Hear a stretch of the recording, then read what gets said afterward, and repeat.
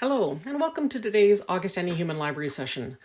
The title of today's human book is Hello, Son, This is Your Father Speaking. And this is the book's abstract. In 1995, the name of my partner of 2 years was left off the invitation to attend a grand celebration for my father's 80th birthday. I was disturbingly mystified as to whether it was an oversight or deliberate. We had visited a few times, once even sleeping in the same bed at his house. So I thought the unspoken message was pretty clear. Apparently not.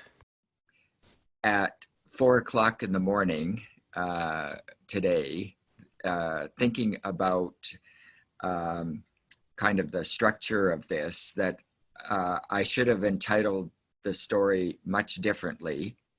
And that led me to thinking about where on earth does one begin a story? And since I've never written fiction, and although this is not fiction, it's like a memoir, I guess, struggling to think about how to tell a story and where to begin, because I could begin with my birth or the birth of my parents, or heaven knows how far back one would go. So if any of you are authors or have written fiction, I'm sure that you know much more about how challenging this is than I do about where and how to decide where to start, because there's kind of an infinitude of beginnings to every story. So anyway, that's not the story.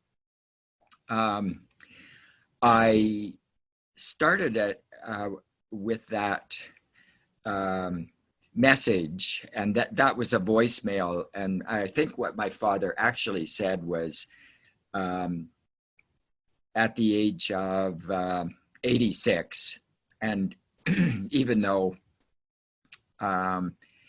in 2003 we had voicemail technology for many years, with telephones.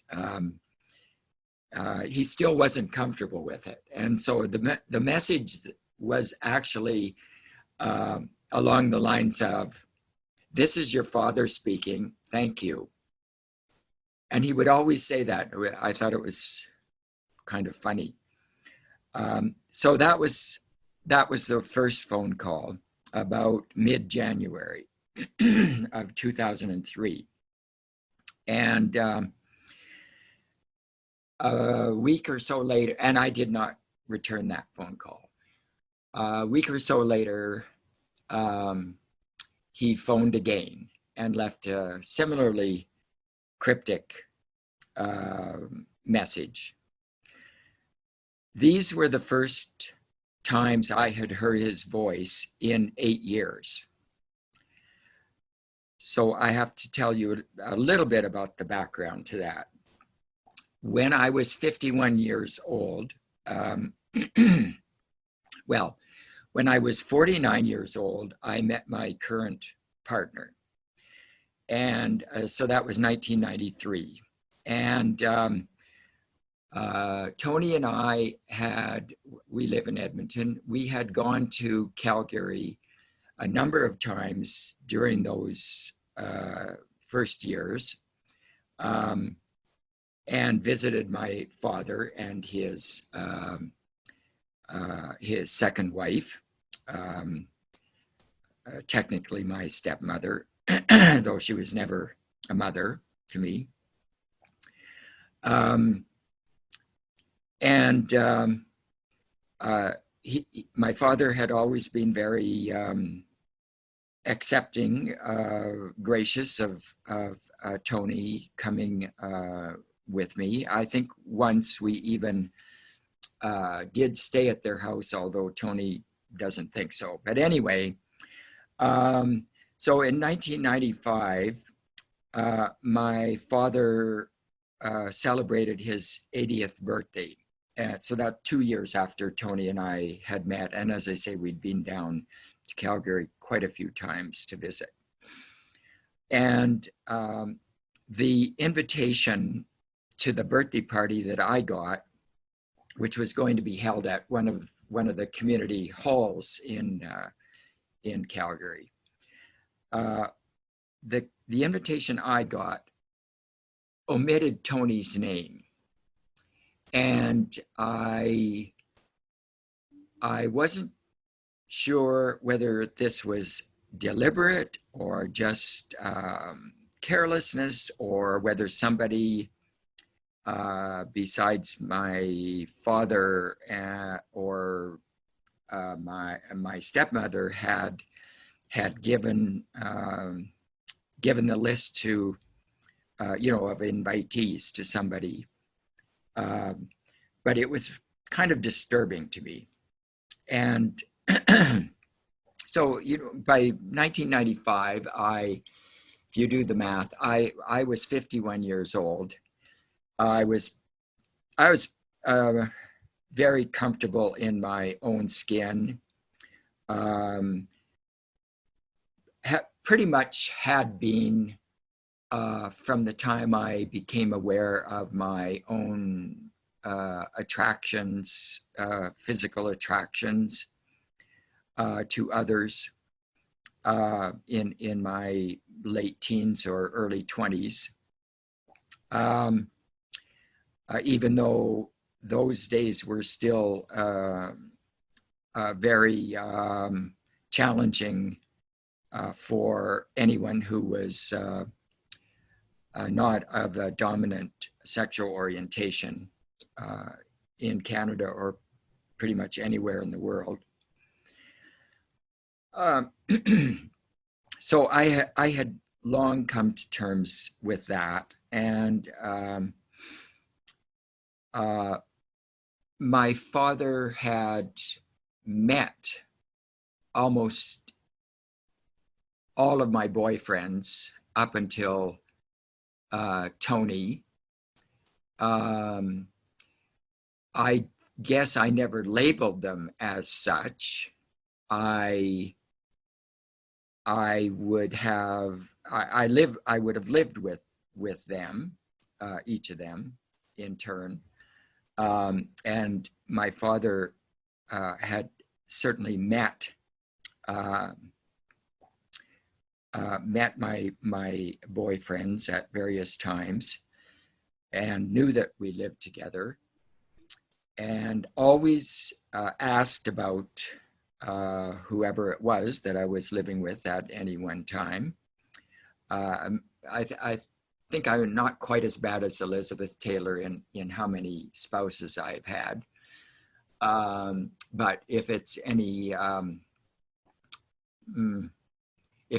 reassurance, I have been with my current one for 27 years. So there is some stability there.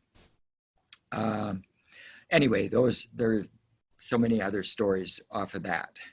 But I always thought it was obvious to my father, because I never talked about a girlfriend in high school, although I did have one in grade 9 for a few months. Never talked about women in my life or wrote about them. Always about so-and-so and I had gone here or there or whatever.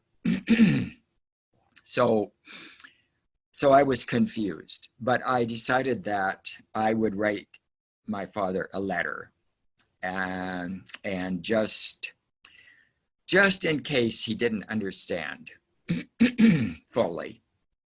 And I didn't try to go back into my correspondence because, being a pack rat, I still have photocopies of all of this back and forth that we then went through. But I think I probably would have couched the letter in terms of I was confused and just wanted to clarify that I felt hurt that Tony's name was omitted from the birthday invitation. And So I sent that letter. That was probably, I don't know if that was a mistake to send a letter rather than a phone call, but I thought it certainly is easier to write a letter, right, than to tell somebody face to face or even over the phone, something like this, because they're really on the spot. And so I waited for a response, and the response I got back was very negative. And this really took me aback. Um, I, I was shocked, and I didn't understand how he could possibly have not understood this. By the time I was 53 years old. And so there were a series of further letters, a short series, actually, because in one of the follow-up letters from my father, he sent me so-called literature, if you can call it that, about conversion therapy from his church or an affiliated church, and that and the kinds of things that he wrote to me were an echo of all of the ridiculous and nasty and stupid comments that the televangelists have been making, particularly American televangelists have been making from the ever since Jerry Falwell, I guess, and when they found that televangelism was such a lucrative business for their own greed. And so that surprised me that he had been talking to anybody. I put him in touch with a Calgary PFLAG member. If I don't know if everyone knows PFLAG. It's international association with local chapters, parents, friends, and allies of lesbian and gay people, I guess. I should have looked up what it actually, the acronym actually stands for, but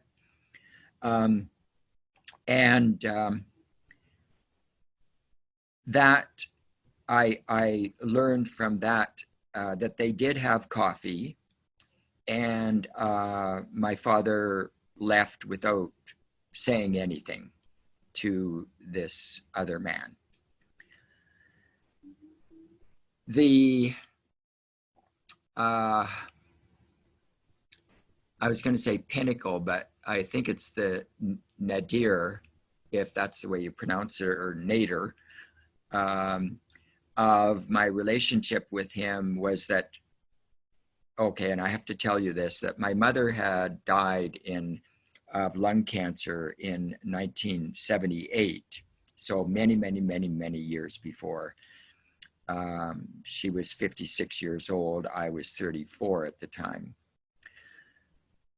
And in probably the last letter my father wrote to me, he said, if my mother knew about this, she would roll over in her grave. I had a very close and loving relationship with my mother, and that destroyed any feeling that may have been remaining, any feeling of relationship that I might have had with my father. And so for 8 years, I did not have any contact with him. Nothing. There was an irony there that his sister, my wonderful aunt, who also lived in Calgary, kept me informed of what my father was up to from time to time. But she assured me that she never even mentioned that we had a relationship to him. And so that kind of brings us to that voicemail message. And I was not prepared to forgive him, particularly for the reference to my mother, and for the very hurtful and painful things that he had written to me in those first few months of 1995. And so there was a pressure point, because these calls were in January of 2003, and my father's birthday is on February 4th. So there was a kind of pressure there to maybe try to have a conversation on or before his birthday.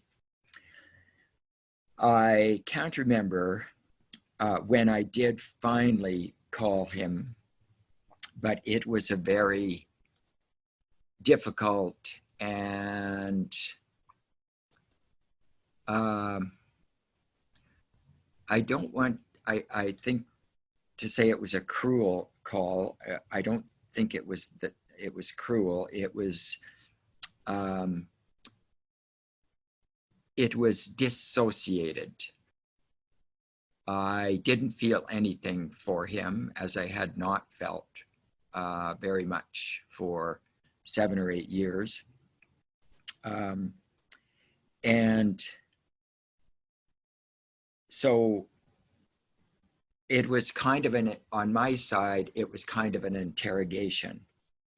And the interrogation went something like this. Without asking him how he was or anything like that, I simply said, well, why are you calling me? And he said, well, I just want you in my life. And I pushed further and said, well, I don't understand why. You have one other son who's living, and apparently he thinks much more like you do than what you and I think alike. And he just repeated the same sort of thing, that he wanted me back in his life. And so I went through a number of these aspects of the correspondence from 8 years before.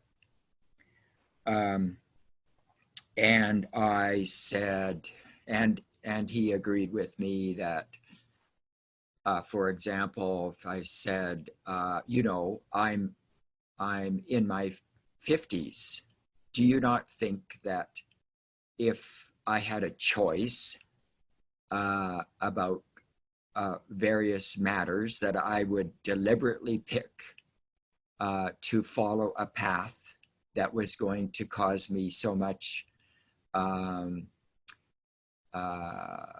blowback in society and so much disapproval and so on?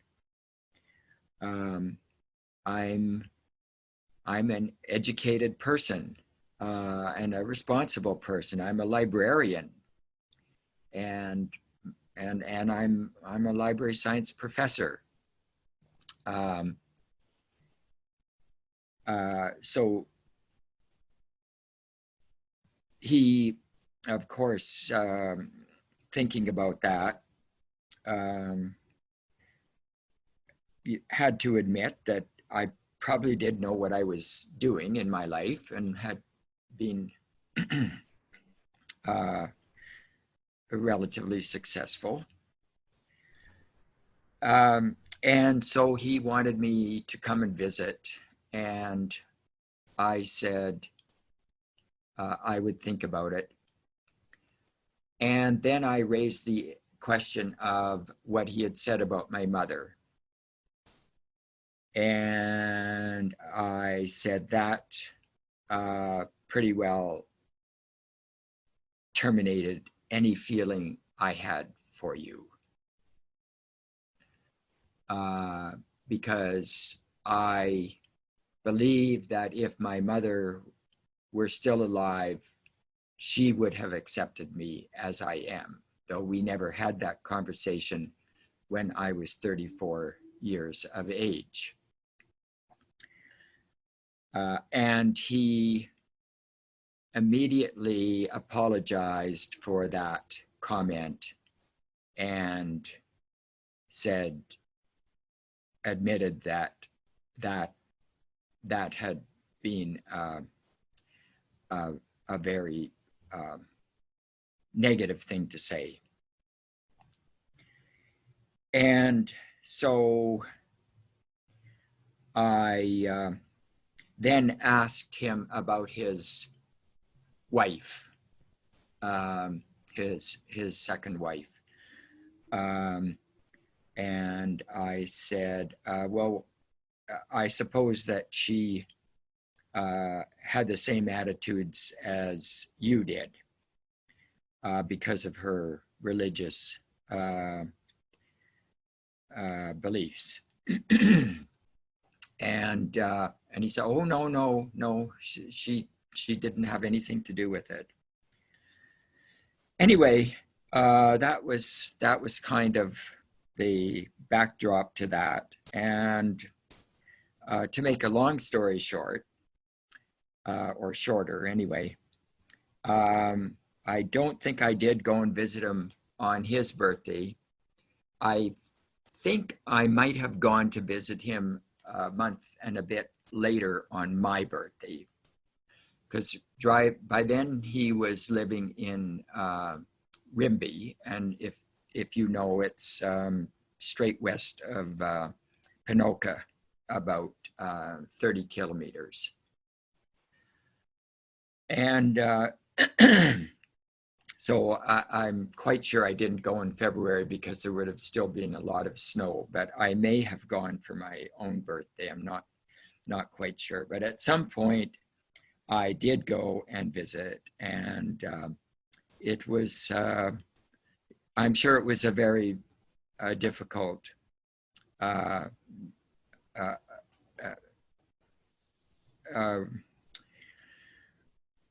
relationship or meeting with him. But, and it was very difficult for me. And we were never very articulate with each other in terms of feelings in the first place. So this was doubly difficult, I think, for both of us. And, I have to say as well, when I woke up at 4 o'clock this morning, the thought came into my head that this story doesn't really reflect that well on me. I suspect some readers might think that I was pretty harsh, and they would be right, because I had worked through all of this myself, and felt that society was wrong, not me, and that was the end of it. And to have somebody come into my life who was parroting all of these as I thought, completely irrational and unsubstantiable, if that's a word, unsubstantiable claims about what LGBTQ people were responsible for, or the sinful, sick, depraved, criminal, certainly outlaws and all the rest of it, and then the televangelists saying we're responsible for earthquakes and hurricanes and heaven knows what else.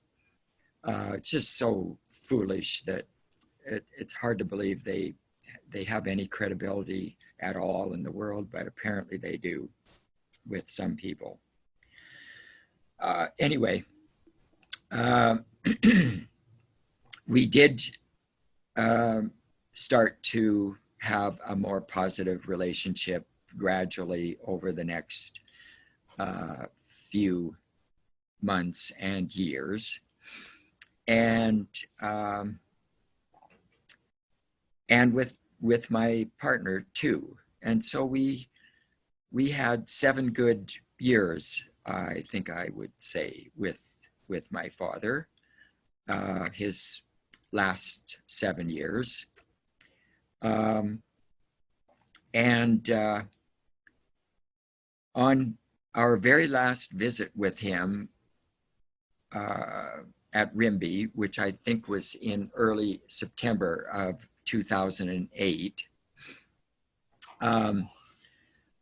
he was in the hospital at that point because he had fallen at where he was living and injured himself. No broken bones, but just a bad injury. We had taken him out of the hospital for the day and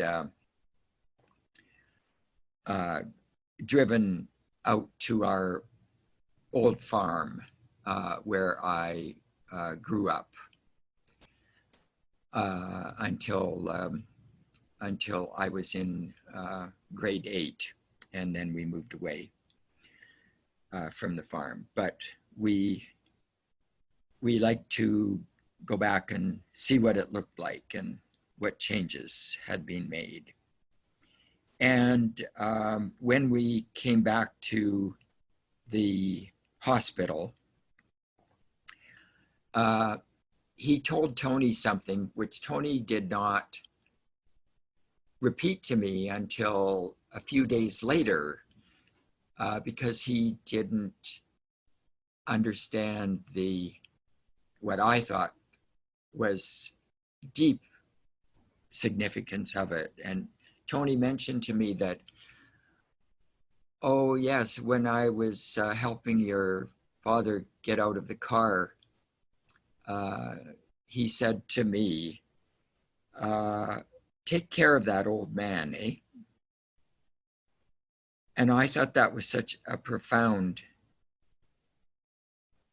comment to make to my partner, a sort of acknowledgement and acceptance of our relationship and of Tony.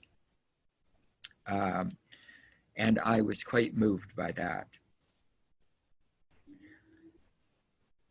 If you were to ask me, and maybe somebody would, but I will say that what I think this story is about, because that's also came into my head. Why on earth would I want to tell you this story?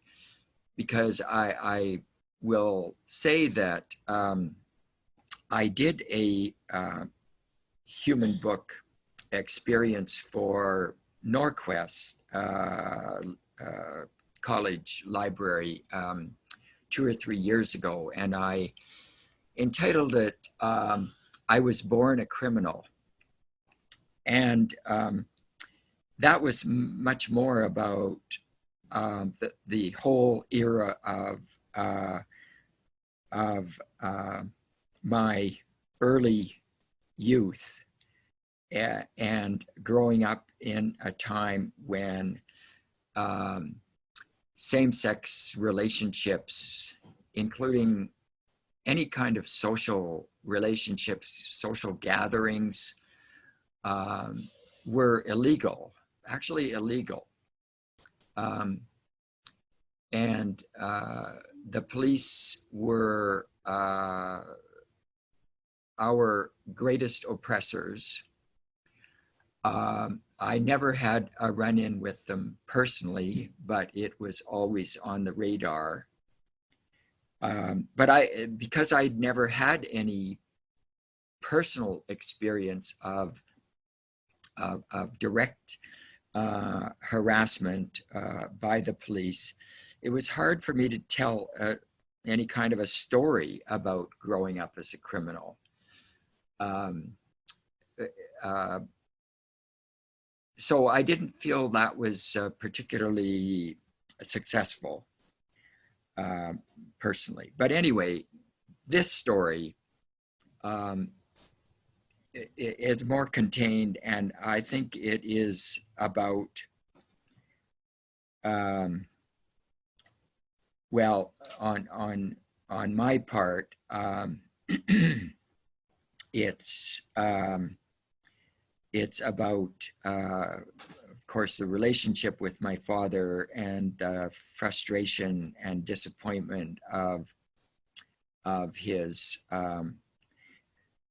blindness to who I was. But looking at this from his perspective, I had to admire him greatly for what I think was courage to let go of deeply held beliefs, courage to come to a realization that his family was more important than his religion, and to courage to accept and to love his son regardless of that son's personal characteristics. So I think that's what this story is about. It's about compassion and letting go and courage and acceptance and love. And I think I will stop there and would be happy to answer any questions, or if anyone has any comments or other experiences they would like to add, I would be very interested. I'm interested in the comments you just made, Alvin, about in the end it being a story of compassion and love and such. I have really pursued doing the human library at Augustana And last year I was on a sabbatical studying empathy, and we do the Human Library because I believe in the power of it. And I have a very similar experience, my story with my father, and he too, at 90 now, um, I don't know when it was, maybe when he was 83 or 84, complete flip. Really a real blessing for sure, but Yes, a lot of decades of hard in the meantime. yes, yes, So I understand, and I'm glad that they both got to a place where they saw, I don't know, I guess love as the first and foremost importance. yes, and I think for people who are, well, our generation and younger, uh, it it would be it would be hard to even fathom how challenging it would be for them to do that uh, flip in, or not a flip, it's probably just a very protracted soul searching, because people who, well, let's see, if they're now 90, they're born in 19, 1915, 1920, Yeah, 1925, yeah. 29 and is my dad. Yep. 29. Yeah. My father was born in 1915. And that entire generation was totally brainwashed into uh, these extremely negative attitudes towards lesbian, gay, bisexual people, and I don't think trans were even heard of. Yeah. So for them to, there was no countervailing opinion. That was cultural mainstream, and that was it. We were either sick, or depraved, and certainly sinful, and there was no other view. Yeah. So people growing up today, even though I'm fully aware it is not a halcyon paradise for everybody, there are contrary opinions. There's a far greater range of public views available,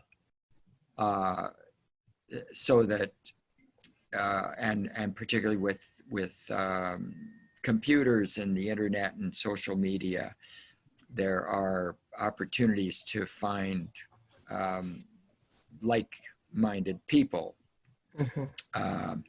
even though some young people still think they're the only ones in the world.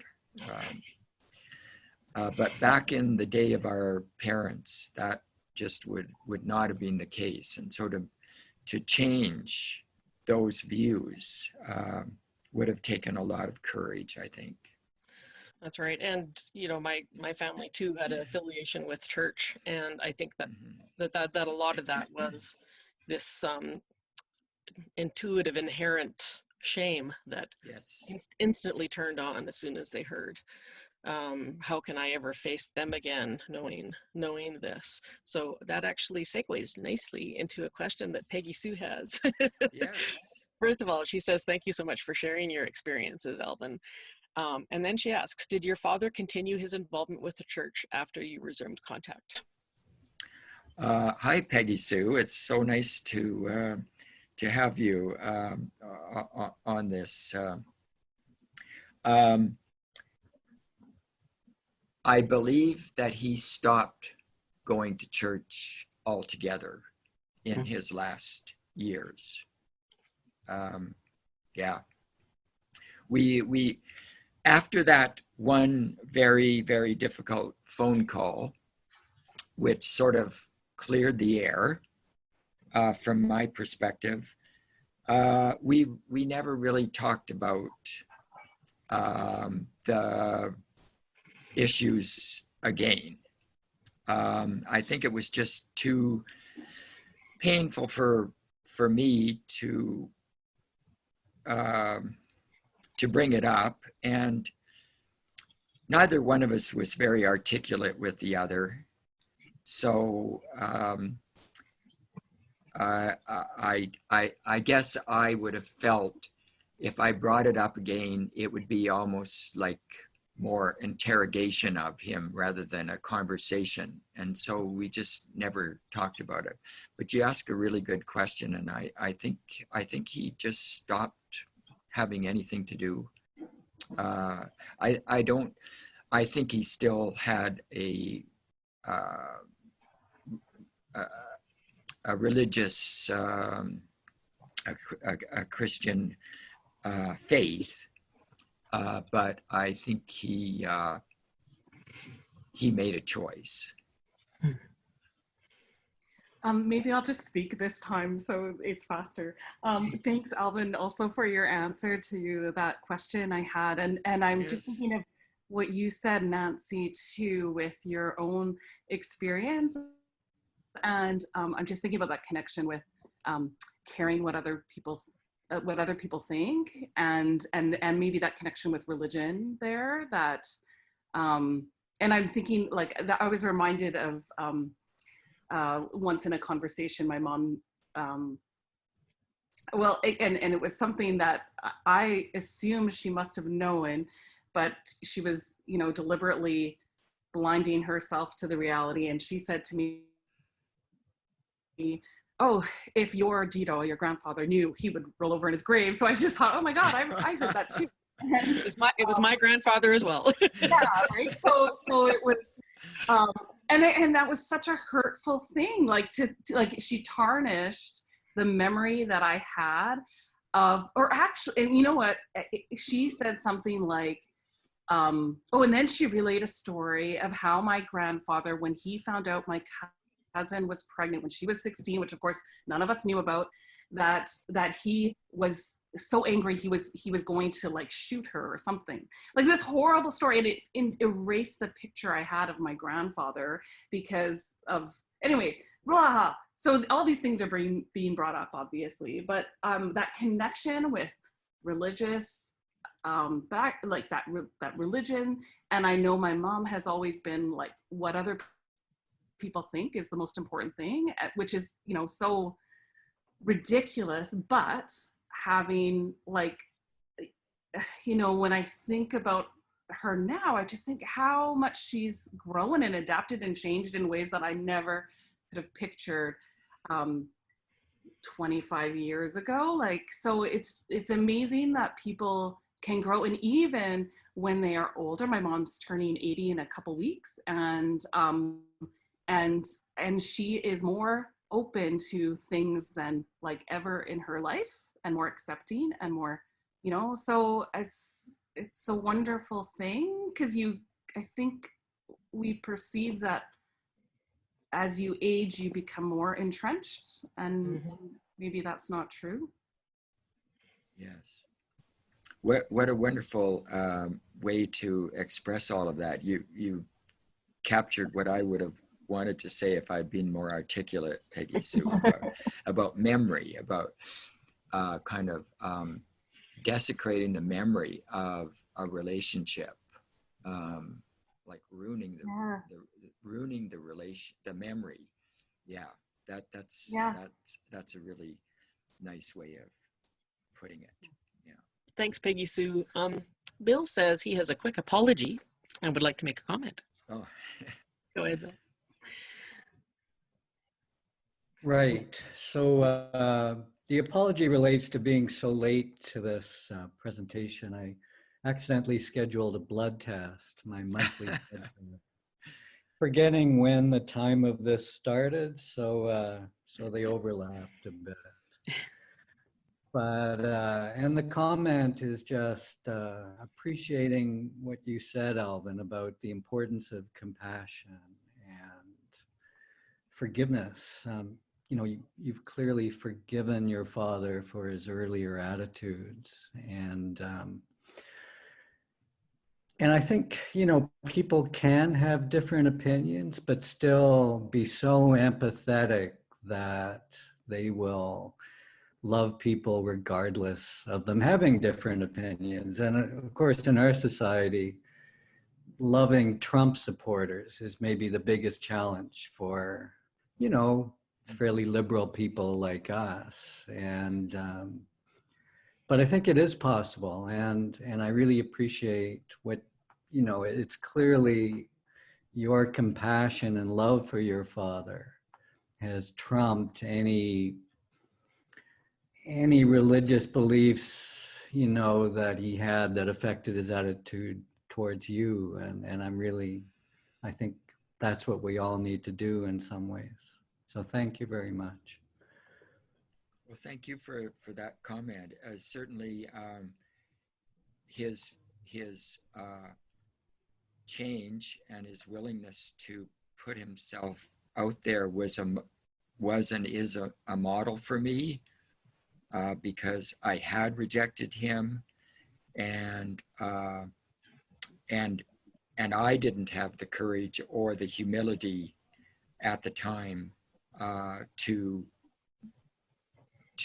do anything other than what I did, which was to just feel nothing for a long time. So it was a very humbling experience for me to witness him reaching out to me. Alvin, do you have any final words?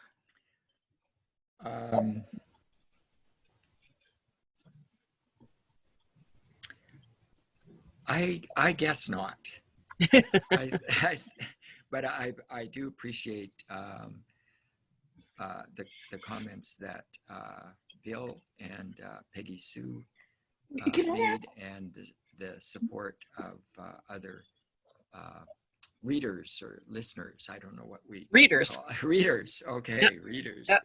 Can I ask one more question, Alvin? I'm so Sure, of course.